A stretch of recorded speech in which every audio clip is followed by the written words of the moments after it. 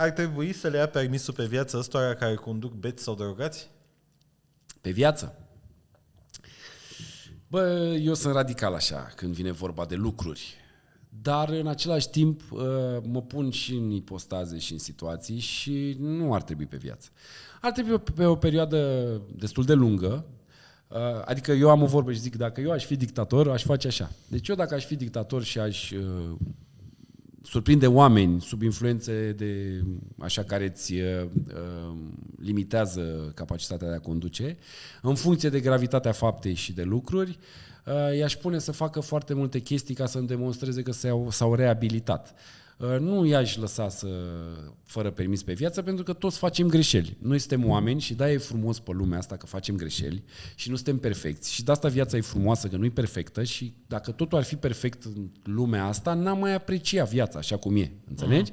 Și atunci, oricine poate face o greșeală. În alcoolul ai văzut că ți-a mințile. Te duci la club, cunoști o fată, lululu, la, mai bei un pahar, mai nu știu ce, vrei să-i arăți lui aia că tu ești mecher, te urci la volan. Poate nu se întâmplă un accident și te oprește poliția.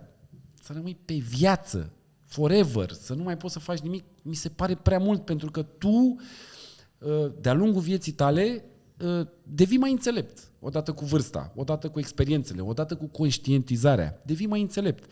Și atunci e păcat ca eu să rămân la 22 de ani fără permis și să nu pot să-mi duc copiii la grădiniță sigur și cu 30 de km la oră, că am conștientizat la vârsta de 45 de ani, mergând la cursurile lui Silviu și așa mai departe, am conștientizat lucrurile și m-am reabilitat. Foarte bună perspectivă, înțeleg. I-aș pune să facă lucruri, i-aș pune să facă cursuri, i-aș pune să meargă la dezalcoolizare, i-aș pune adică el aș face multe teste până să reușească să redobândească permisul, adică să-mi arate că își doresc cu adevărat să-și reobțină permisul. Dacă nu, da, să rămână forever fără el. Adică